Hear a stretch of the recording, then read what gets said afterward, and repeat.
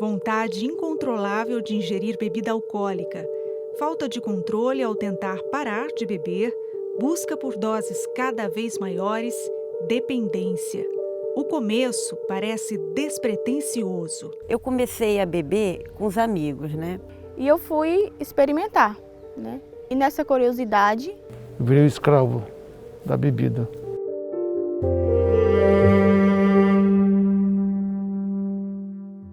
O alcoolismo é assim. Infelizmente, é olhado como algo que não é uma droga, mas é uma droga, né?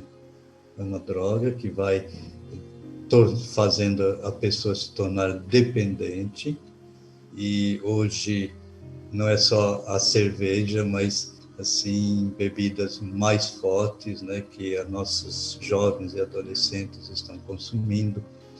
E como você lembrou, é a porta de entrada, né, para outras drogas que vão causar uma dependência ainda muito mais séria e causar também assim efeitos deletérios, né, na saúde, no organismo. Primeiramente, a pessoa que é alcoólatra, ela não se sente alcoólatra, né? Ela se sente normal, e é normal beber, é aquele famoso, eu bebo socialmente, sabe? E aí é socialmente hoje, amanhã, e aí vem a dependência, né? Mas normalmente ela não se sente. Isso já comprova os estudos. E a gente observa realmente que é assim, né? Depois que ela toma consciência, por exemplo, eu escuto muitas pessoas na direção espiritual, nas confissões, e eu sempre dou um alerta. Olha, provavelmente você tem um problema do alcoolismo, hein? Olha, quer dizer, dando um alerta. Então a família tem que saber dar esse alerta para que haja, da parte do alcoólatra, essa compreensão que ele tem uma enfermidade. E toda enfermidade precisa ser tratada. Toda ferida precisa mexer nela para tirar tudo aquilo que é impuro, para poder cicatrizar e a pessoa ficar realmente só com a marca, né? E assim deve ser enfrentado o alcoolismo. Porém, também os estudos comprovam que o alcoólatra sempre vai ter essa tendência a retornar, por isso tem que tomar o cuidado. Nunca o primeiro gole, o pessoal fala assim, nunca dá o cuidado do primeiro gole, porque retorna toda a dependência. A busca por aceitação social é uma das portas de entrada para o alcoolismo. É que o efeito do álcool causa nas pessoas a falsa sensação de felicidade, de bom humor. Uma personalidade muitas vezes diferente da pessoa quando ela está sóbria. Quando esse estilo de vida vira um status e fica difícil controlar a vontade de beber, nasce um alcoólatra.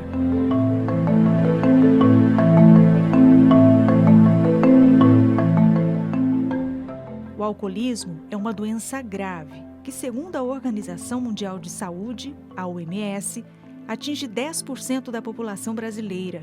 A OMS apontou também que 70% da população já consumiu ou consome algum tipo de bebida alcoólica. A diferença para outras drogas é que o álcool pode ser comercializado livremente, com restrição somente à venda para menores de idade. Ainda assim, é na pré-adolescência, por volta dos 11 anos de idade, que os brasileiros têm iniciado o consumo do álcool. É esse fácil acesso à bebida alcoólica que adoece, atrasa o futuro profissional de muitos jovens, os leva ao fundo do poço e destrói famílias. E o alcoolismo não é um problema exclusivo dos homens. O uso de álcool por parte das mulheres aumentou nos últimos anos. Uma pesquisa recente do Ministério da Saúde mostra que o consumo cresceu cerca de 43%. O motivo? Mulheres mais atuantes no mercado de trabalho, com uma rotina e vida social mais ativa. Ao observar essa média histórica, já há algum tempo que as mulheres vêm crescendo. Então, ao longo de 10 anos de uma série histórica, houve um incremento de 20% de mulheres que vêm bebendo de forma abusiva. E na hora que o álcool é metabolizado pelo corpo, a mulher acaba tendo mais impactos na saúde. Tá?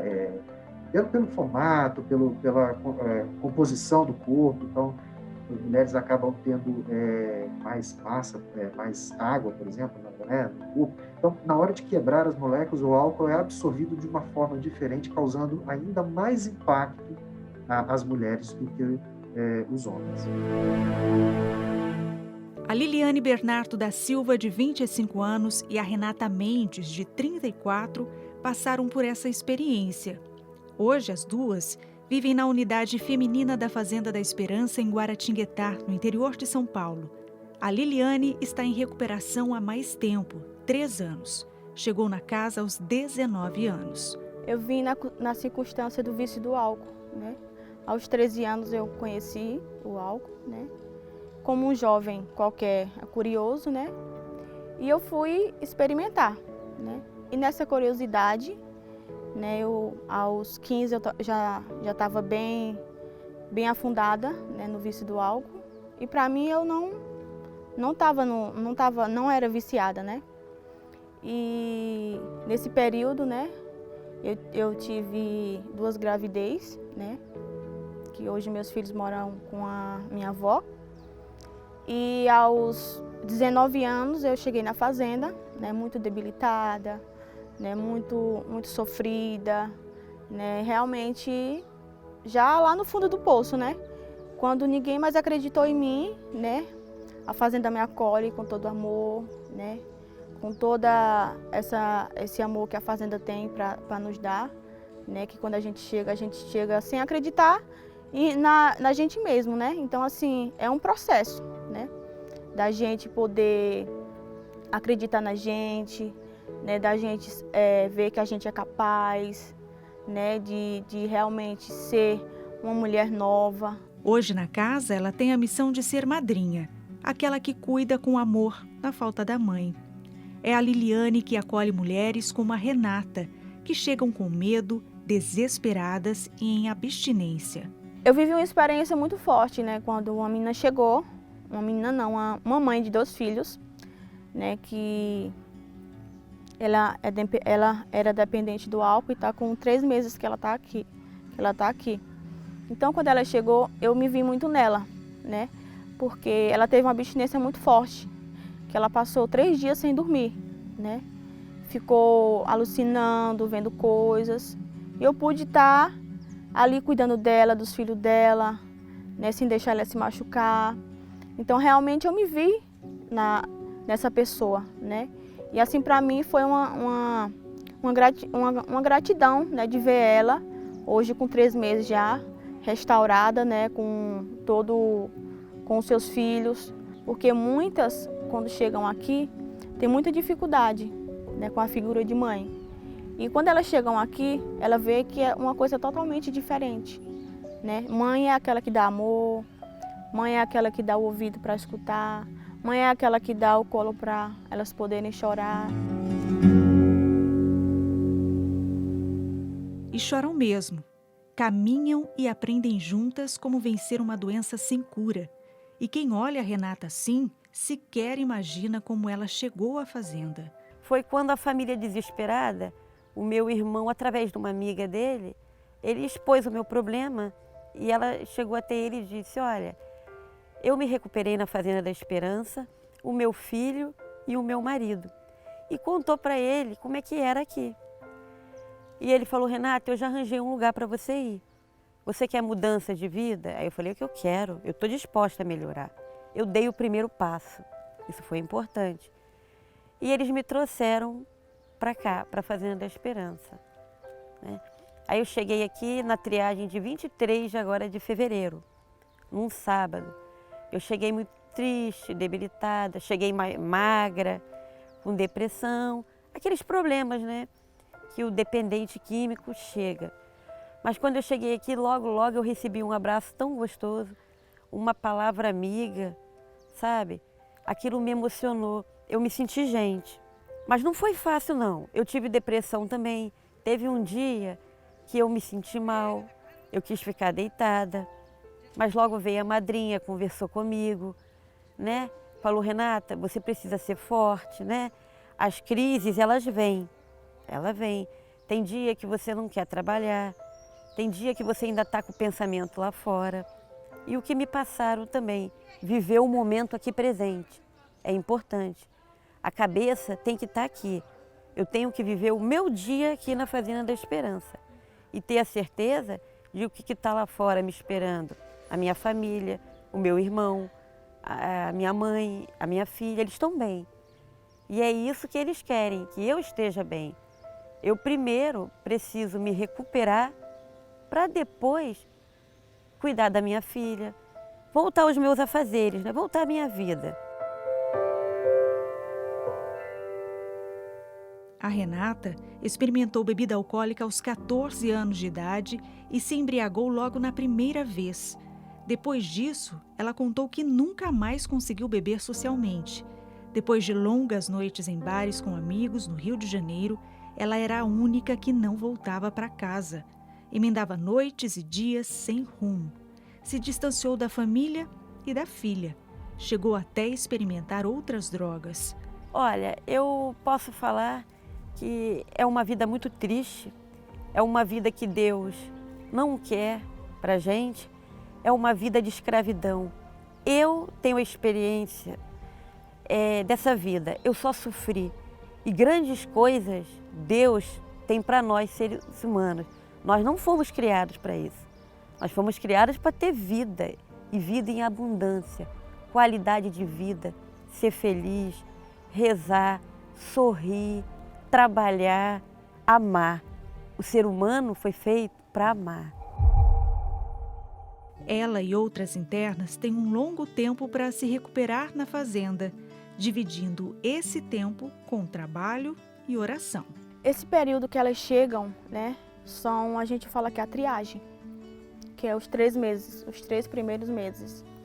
Então, elas, nesses três primeiros meses que elas chegam, elas têm muita abstinência, elas comem bastante, né, tem muita crise, e a gente tem que ter essa paciência, né, de realmente levar ela nos braços, né, de quando elas querer que vai embora, que tá mal, que não quer ficar, que não consegue se adaptar, né, porque muitas delas vêm de realidades que nunca trabalharam na vida, né, e aqui a gente tem né, tem o tripé, né, que é o trabalho, a espiritualidade e a convivência.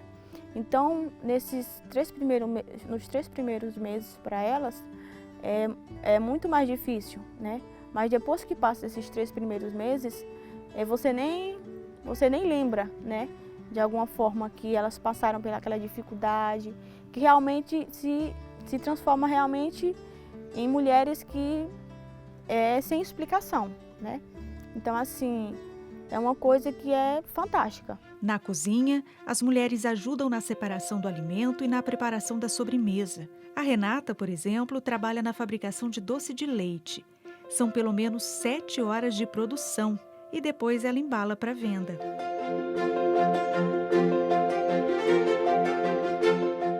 Na horta, há muito trabalho também. Elas limpam, preparam os canteiros, plantam e olha o resultado. Cabeças de alface sem agrotóxico, hortaliças e legumes fresquinhos para serem consumidos. Algumas mulheres aprendem a bordar também para vender panos e toalhas.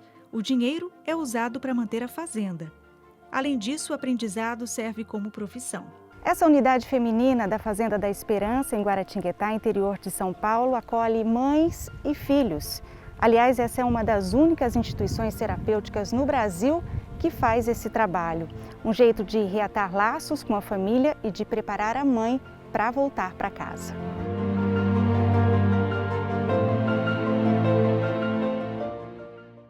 Para o criador da Fazenda da Esperança, o Frei Hans, mãe e filho não podem ficar separados. Uma coisa que a gente sentia, porque no início não podia. Até o governo demorou muito para aceitar. Agora ainda tem lugares onde é difícil. Mas eu sempre dizia, como a mãe pode se recuperar pensando no filho, tem saudade. Então usa o filho como desculpa para sair. E desde que nós abrimos, elas ficam, e o filho seguro, impressionante. E para o filho também é bonito ver a mãe brinca com os outros. Para nós é mais trabalho, custoso, mas vale a pena, vale a pena. Nesse tempo de pandemia, acolhemos muitas mulheres grávidas que deu à luz nesses meses todos, impressionante. Uma até gêmeos, é muito bonito, muito bonito.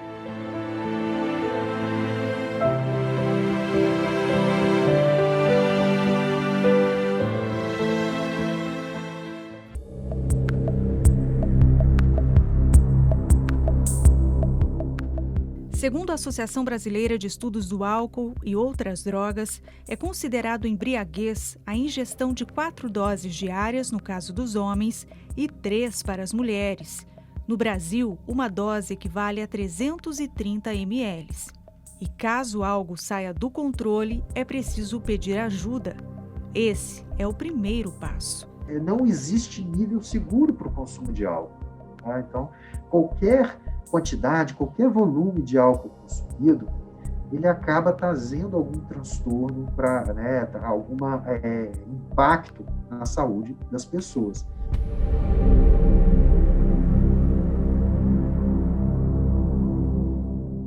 Na unidade masculina da Fazenda da Esperança, nem todos os homens que chegaram foram pela primeira tentativa. O Leonardo está na sua segunda passagem pela Fazenda. A primeira foi numa fase mais jovem e com menos força para mudar. A segunda foi com um desejo de vida nova, depois de perder empregos, amigos, quase tudo. Quando você começa a ficar bem debilitado, igual eu fiquei devido ao álcool, ele perdia a vontade de trabalhar um pouco. Aí ficava, que o pessoal fala, nessas rodas de fogo, nas praças, né? E aí que piorou cada vez mais mesmo, porque aí o que trabalhava fazia aquele bico, mas era mais para beber, né? Mais para ficar ali com os amigos, já não queria saber responsabilidade nenhuma, relacionamento já não tinha mais, né? Porque ninguém suporta uma pessoa dessa forma, né? Às vezes nem a própria família mesmo, ou às vezes só a família, né? No caso, minha mãe, né? Que moro com a minha mãe.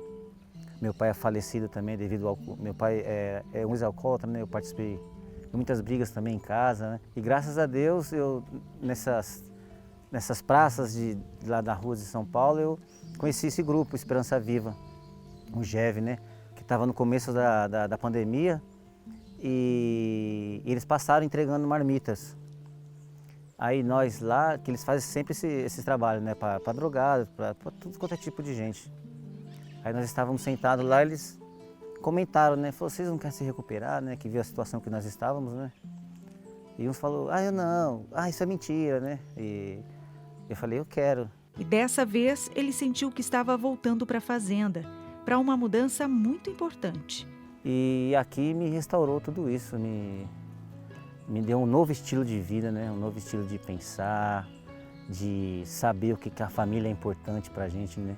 De você amar o próximo, amar uma pessoa que você não conhece, né? Amar o seu irmão na sua casa. Assim como Leonardo, o seu Israel também veio passar uma temporada na Fazenda da Esperança. Foram anos de tentativas, de tratamentos independentes, de casas de apoio. Todos sem sucesso. O vício consumiu tudo o que ele tinha. Trabalho, amigos, esposa e filhos. Ele ficou sozinho. Eu tenho meus netos maravilhosos e não posso vê-los, né? Porque às vezes perguntam, cadê seu pai, cadê seu avô? Sabe lá Deus onde está. Quer dizer, de vez em quando a gente se conversa, né? Mais vontade de, tantos que estão lá longe, né, Mato Grosso. Nós temos vontade de mais para reconquistar. Só por Deus, vai ser difícil. Assim como muitos outros homens, o seu Israel entrou na fazenda contrariado. Ele chegou direto do hospital, ficou dias internado de tanto beber. Foi uma chance depois de quase perder a vida. Naquele momento ele não tinha mais forças, mas amor e fé. Eu estava que eu não podia parar em pé, não comia nada, estava bem fraco, bem debilitado. Aquele monte de gente no hospital, não sabia, ponhava o rosto assim, de vergonha, né? Não conseguia parar em pé, ele ponhava água na minha boca, estava tremendo demais. Nossa, abstinência severa, que o médico falou, eu lembrei. Hoje ele se sente mais forte e consciente da sua real situação. Admitir que eu sou um alcoólatra. E foi difícil admitir, hoje eu admito. família em cima, não, você é um doente. Eu não sou doente. Né? Não admitia, né? E hoje eu sinto que eu tenho que admitir. Pro meu bem, pro bem da minha família, né? Eu fiquei assustado quantos, por exemplo, veio da rua.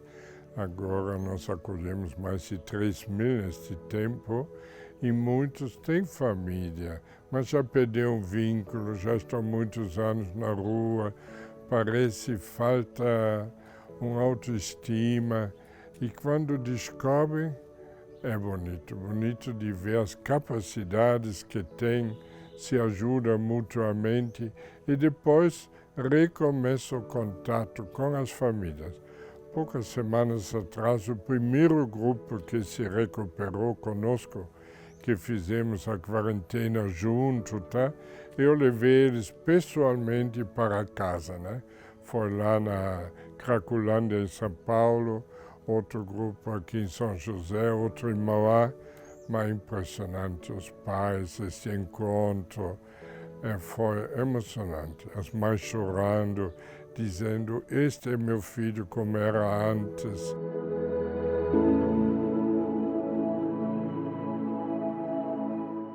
O alcoolismo também é conhecido como síndrome da dependência do álcool.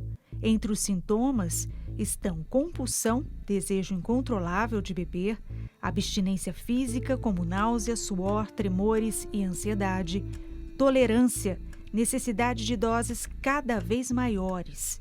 Na Fazenda da Esperança, essa síndrome é acompanhada logo nos primeiros meses de convivência.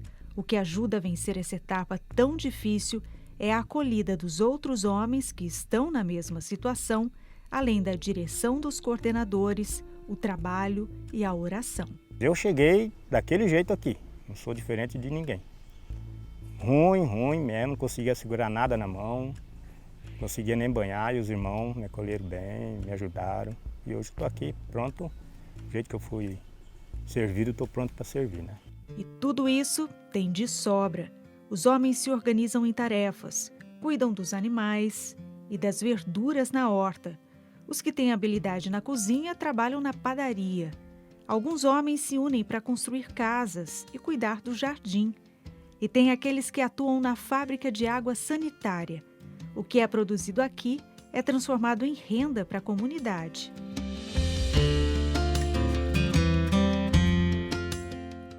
Depois de um dia cheio de atividades, vem a oração.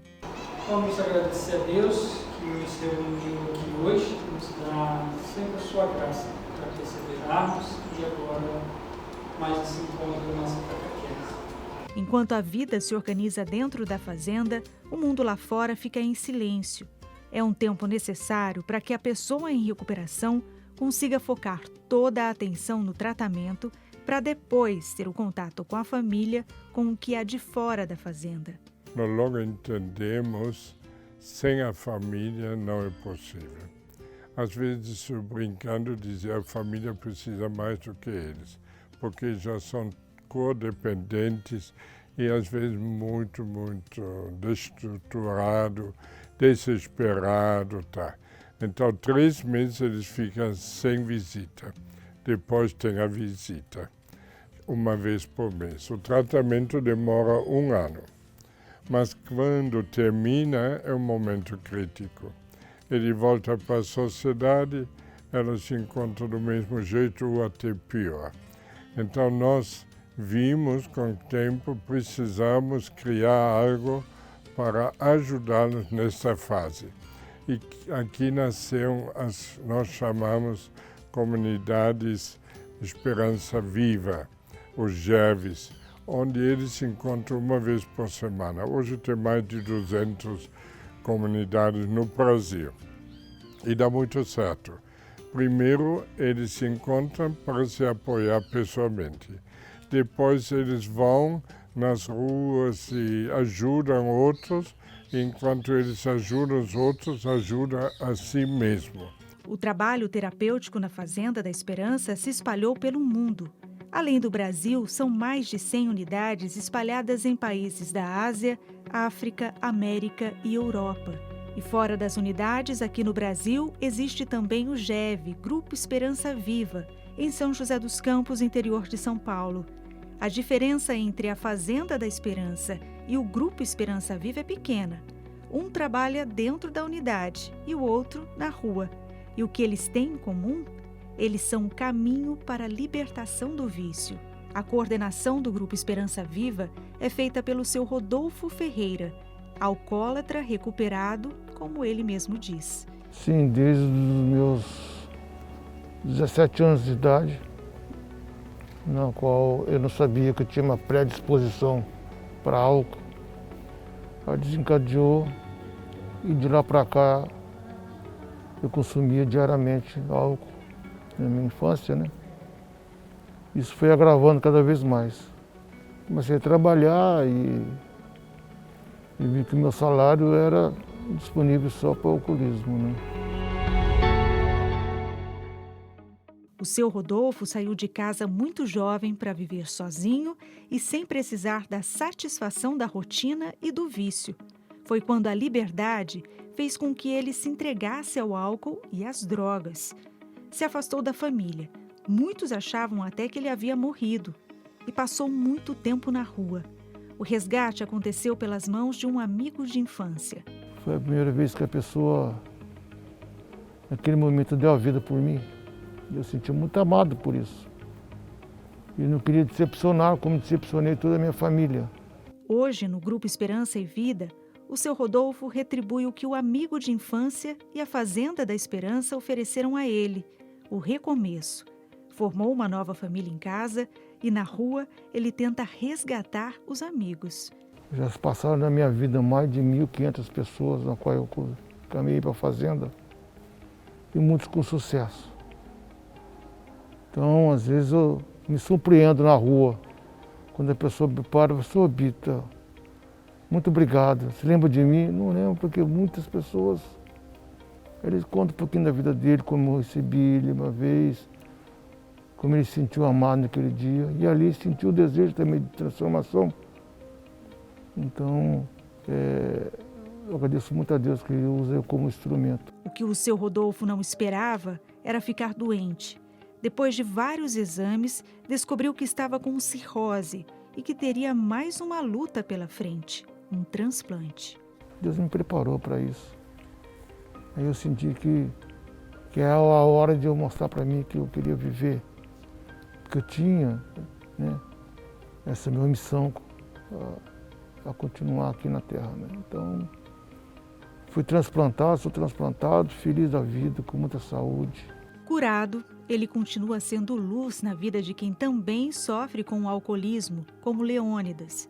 Ele também saiu da Fazenda da Esperança e encontrou no GEV um apoio. Mas se você tentar fazer sozinho, você não consegue, porque é o próprio organismo que pede aquilo. Mas depois que eu passei pela Fazenda da Esperança, lá, com convivência, assim, eu senti que algo diferente aconteceu, porque aquela vontade que eu tinha de beber foi tirada de mim. A vida da gente é feita de escolha, né? E eu vi que as escolhas que eu tinha feito foram todas escolhas erradas. Então eu optei pela segunda escolha, que é essa escolha agora. Ser pequeno e, né, andar no caminho correto.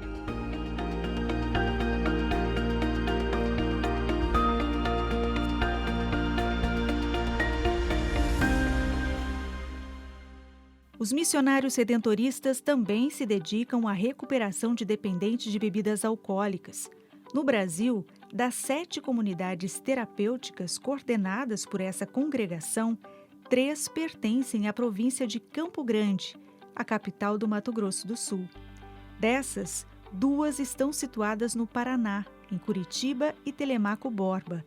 Apesar da distância entre elas, todas trabalham em parceria e com a mesma proposta, baseada no trabalho, na disciplina e na oração. A nossa unidade provincial, uma das ações sociais que ela mergulhou a fundo dos redentoristas da província de Campo Grande é as comunidades terapêuticas. Nós temos 3, uma em Curitiba, uma em Telemaco Borba e outra aqui em Campo Grande.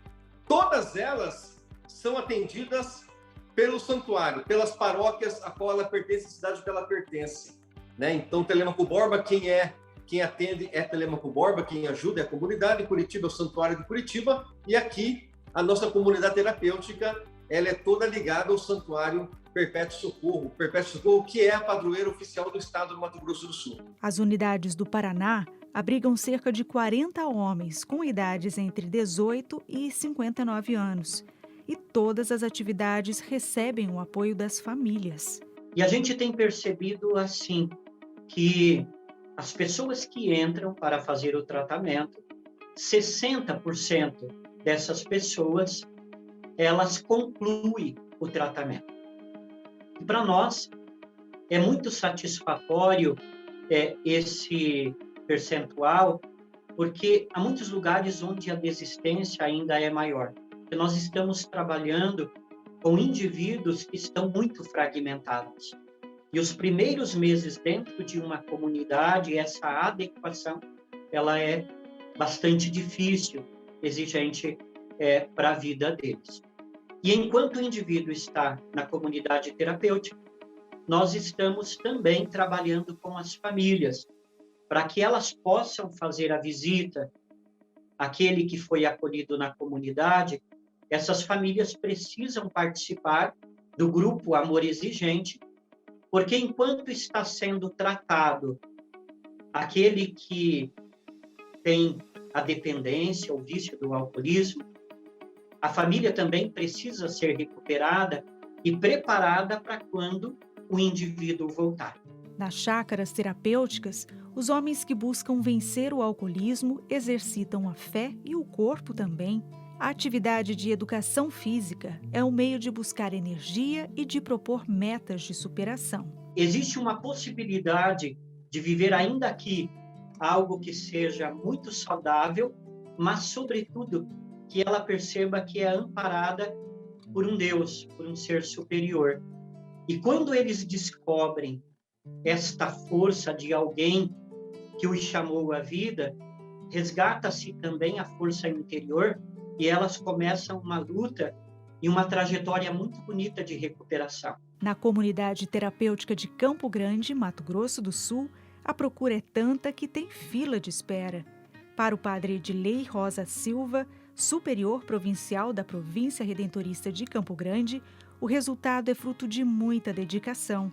Os motivos para entrar no alcoolismo se multiplicam, mas os testemunhos de libertação são únicos. Quando eles estão na dependência, eles são autossuficientes. Então, esse é o que todos eles narram. São autossuficientes e não reconhecem que já perderam o emprego, que estão perdendo a família, ou que já perderam, que estão à mercê. Então, a partir do momento em que... por isso que as comunidades terapêuticas, elas acolhem esses internos a partir de uma motivação primeira deles. Eles precisam reconhecer que precisam de ajuda. Enquanto forem empurrados pela família ou obrigados por alguém, eles até podem ingressar na comunidade, mas a permanência é muito pouca, talvez 20% permanece na comunidade. A partir do momento em que eles se reconhecem a necessidade de buscar um tratamento, um auxílio, aí sim então a recuperação ela acontece. Mas a gente fala assim, olha, no fundo do poço ainda existe água limpa e você é chamado a beber dessa água e ter a sua vida restaurada e ter a sua vida então com dignidade, voltar para o meio da sociedade e fazer de forma diferente. Então, para nós é muito importante, dentro desses passos, dentro desse processo, né, a oportunidade que ele tem de reconhecer o seu vício, de trabalhar o seu vício, de tomar consciência do mal que fez e reparar esse mal à vida da família e o retorno, que para nós é o mais importante, a ter atividade, a ter a sua vida restaurada e se colocar a caminho. Quem ainda luta contra o vício muda a própria vida e de outros dependentes, pelo exemplo de perseverança. O Marcelo Marques hoje é coordenador da comunidade Nossa Senhora do Perpétuo Socorro, em Curitiba. Mas antes de assumir essa missão, passou 24 anos na dependência alcoólica e química. O início foi despretensioso, mas depois, mesmo casado e com uma filha, passava mais tempo andando, sem rumo pelas ruas. até que em uma das voltas para casa encontrou uma porta aberta para a reabilitação. E aí esse dia eu fui para minha casa, cheguei lá, a minha ex-mulher estava deitada numa sala e esse dia eu cheguei em casa, estava tendo um programa na TV e esse programa tinha 3 mulheres fazendo oração e aí a Fabiane me disse, falou, Marcelo, não tem mais jeito, tenta ir nesse programa, vai ter aí para ligar. E eu tentando ligar para lá, insistentemente, ligando, e só ocupado. E aí eu ajoelhei e pedi para Deus, falei, Deus, ou você me leva desse inferno, ou você me tira desse inferno que eu não aguento mais viver. Aquela hora eu estava muito debilitado, fazia 11 dias que não dormia, né, totalmente, não escovava dente, estava um verme na rua. E a hora que eu levantei, essa mulher falou assim, você aí, meu filho, que está tentando ligar para cá insistentemente e não consegue, e que ajoelhou pedindo para Deus te libertar, pode procurar ajuda que você vai ser liberto. Faz 15 anos que o Marcelo comemora a nova vida, ajudando outras pessoas que são reféns do álcool ou de qualquer outro vício. E aí hoje eu estou tentando ajudar outras pessoas e estou tentando também sempre me ajudar. Não é fácil, é uma doença terrível, é uma doença que vai te cobrar a vida inteira. E vou te dizer mais uma, faz 15 anos quase que eu não uso mais. Essa noite eu sonhei que eu estava usando perfeitamente, junto com uns amigos meus de infância. Aquela cena perfeita. Acorda até assustado, acorda até com medo. De Telemaco Borba, no Paraná, vem o testemunho de Joel da Cruz. De interno da comunidade terapêutica, passou a coordenador. Era uma morte em vida, né? Mas ao longo do tempo tudo foi mudando.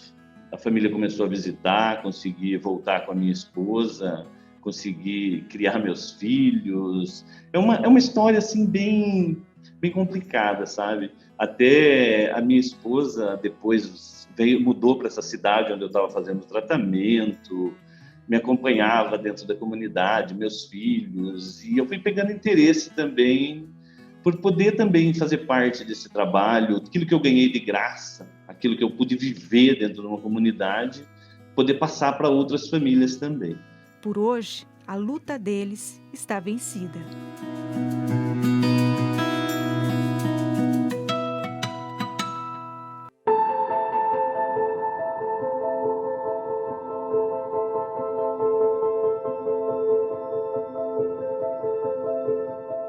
A combinação pandemia e bebida alcoólica não deu certo, não. Como bares e restaurantes não puderam atender presencialmente por muito tempo, o jeito de relaxar para muita gente foi fazer happy hour em casa mesmo. E olha o resultado. Uma pesquisa da Organização Pan-Americana da Saúde, feita em 2020, mostra o consumo de bebida alcoólica durante o período de restrições. 52,8% dos entrevistados relataram que exageraram por ansiedade, estresse, nervosismo, preocupação, medo e dificuldade de relaxar. A venda online de bebidas alcoólicas durante o primeiro ano da pandemia subiu 94%, com quase 249 mil vendas. E o que nunca deu certo foi a junção de álcool e volante. Segundo o IBGE, Instituto Brasileiro de Geografia e Estatísticas, em 2020, 17% dos motoristas brasileiros dirigiram após beber, percentual que foi menor nas regiões Sul e Sudeste e maior no Norte. Uma pesquisa do programa Respeito à Vida do Estado de São Paulo mostra que a taxa de mortalidade em acidentes de trânsito com embriaguez é de 3%. Ou seja, dirigir sob o efeito de álcool aumenta 3 vezes mais a chance de morrer.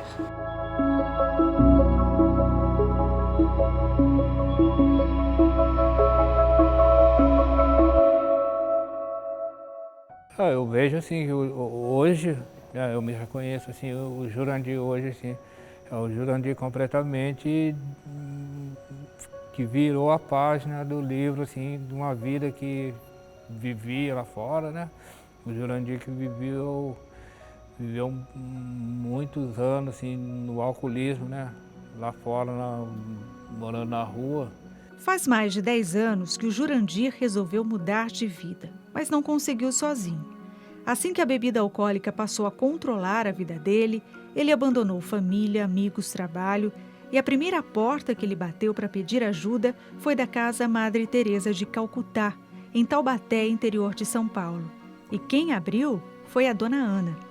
De lá para cá, a coordenadora da casa acompanha de perto o esforço e a perseverança do Jurandir. A injustiça é muito triste, porque quando às vezes eu vi assim, uma pessoa caída, é muito difícil a pessoa olhar nela com misericórdia. É mais fácil a pessoa olhar e julgar, né? Então essas coisas foram mexendo comigo. Nós fizemos caminho um bom tempo, né? Em oração e tudo mais, e Deus suscitou realmente. E as primeiras pessoas que vieram na nossa casa foi do albergue. Nós fomos lá e pegamos elas. E começamos a colher. E dali foi aumentando, aumentando. E tantos outros que passaram, que voltaram para a família, que voltaram para a esposa, que voltaram para a sua casa, né? Tem muitos que arrumou trabalho, foi embora, só que daí não volta mais, né? É difícil quando eles voltam. Alguns vêm, quer ser voluntário. E essa é a nossa missão. É muito gostoso, assim, eu estar vivendo essa sobriedade, né? Viver sobriedade é maravilhoso, né? E dentro disso tudo, né, de eu estar aqui na casa, de eu estar vivendo esses grupos de autoajuda, assim, vivendo uma pastoral, né? Aqui a pastoral da sobriedade também, que tem tudo a ver com o estilo de vida que eu estou buscando também, né? A Casa Madre Teresa tem cozinha e banheiros completos. Assim que vier da rua e bater ali, poderá tomar um banho, vestir uma roupa limpa e comer um prato de comida. Assim como outros lugares, o atendimento voluntário na casa também está mais restrito durante a pandemia.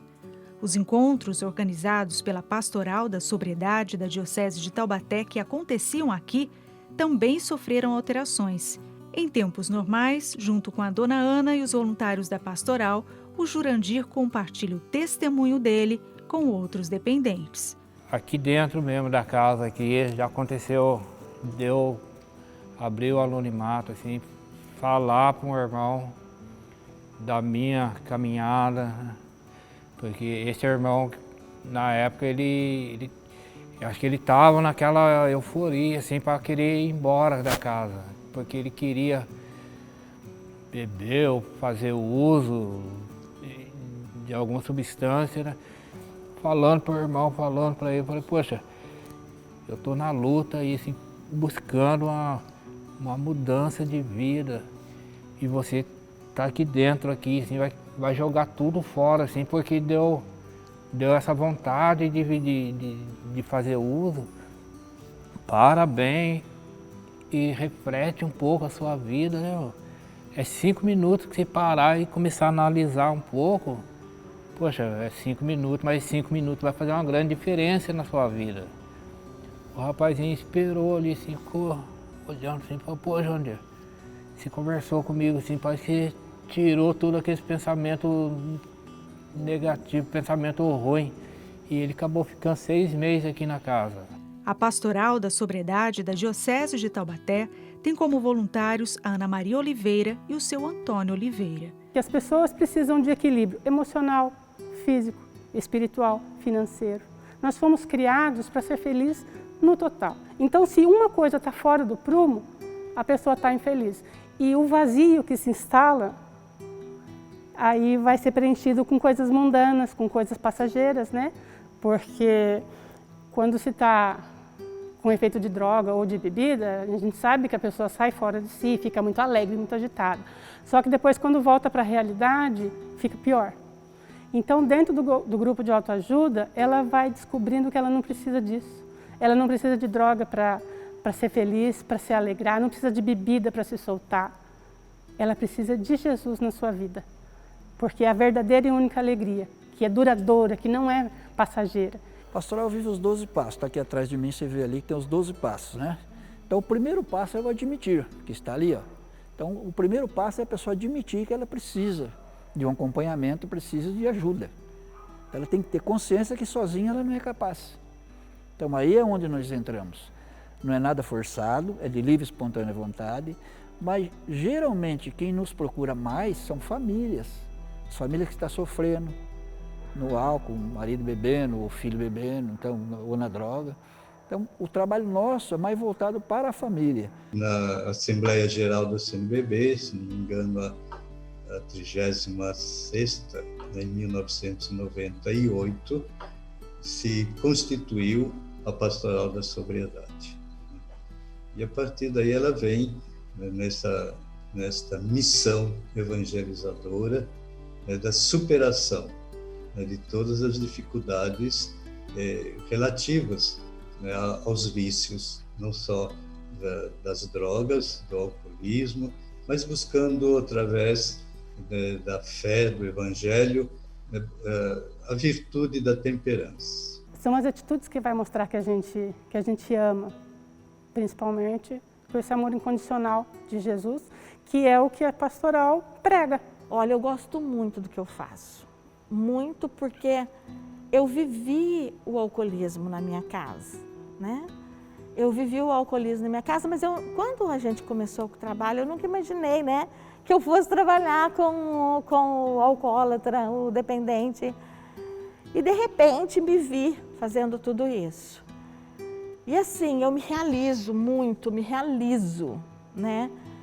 Cuidando deles, tratando eles com carinho, com firmeza, mas com amor, né? Eu me realizo, porque eu sou filha de pai alcoólatra e mãe alcoólatra. Sou filha, e casei com um alcoólatra e sou mãe de um dependente químico. Então, hoje, eu olho para os meus e a única coisa que eu digo, Senhor, tem jeito. Mesmo que eles não queiram, né? Hoje eu não tenho mais minha mãe com meu pai junto comigo, né? Mas ainda tenho o meu filho, que um dia, né? Quem sabe? Pode ser que não é eu que vou cuidar dele, mas apareça um anjo para cuidar dele.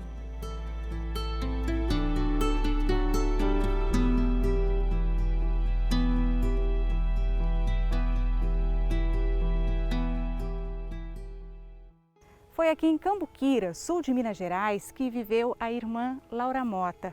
Ela foi reconhecida pelos moradores por dedicar a vida inteira para cuidar dos pobres e também dos alcoólatras. Ela ainda conseguiu implantar aqui na cidade o grupo Alcoólicos Anônimos, o AA. Ela faleceu em 2014 na cidade de São Paulo, mas deixou um legado de muita fé e dedicação. A primeira estátua em homenagem à irmã Laura Mota foi colocada na Praça da Igreja Matriz. Mas nesse ano, os integrantes do grupo Alcoólicos Anônimos resolveram fazer uma outra homenagem a ela, um memorial na entrada do bairro onde fica a igreja que ela também ajudou a construir. É nesse lugar que, pelo menos um domingo ao mês, os fiéis da irmã Laura se reúnem para rezar o terço. Ave Maria, cheia de graça, o Senhor é convosco, bendita sois vós entre as mulheres.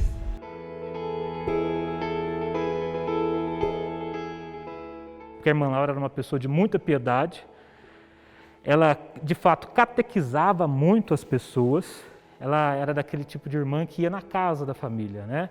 Tipo, o AA, como que ela conseguiu atrair tantas pessoas? Porque ela ia conversar com a pessoa que estava vivendo no alcoolismo, mas não só. Ela ia também na família, né? Esses dias eu não sabia disso, mas o Dom Diamantino, que esteve dando uma entrevista, o Dom Diamantino disse que, ela disse a ele, Dom Diamantino, nosso bispo emérito, disse que ela resolveu começar a fazer esse trabalho porque, acompanhando mulheres que tinham maridos alcoólatras, ela viu a dor dessas famílias.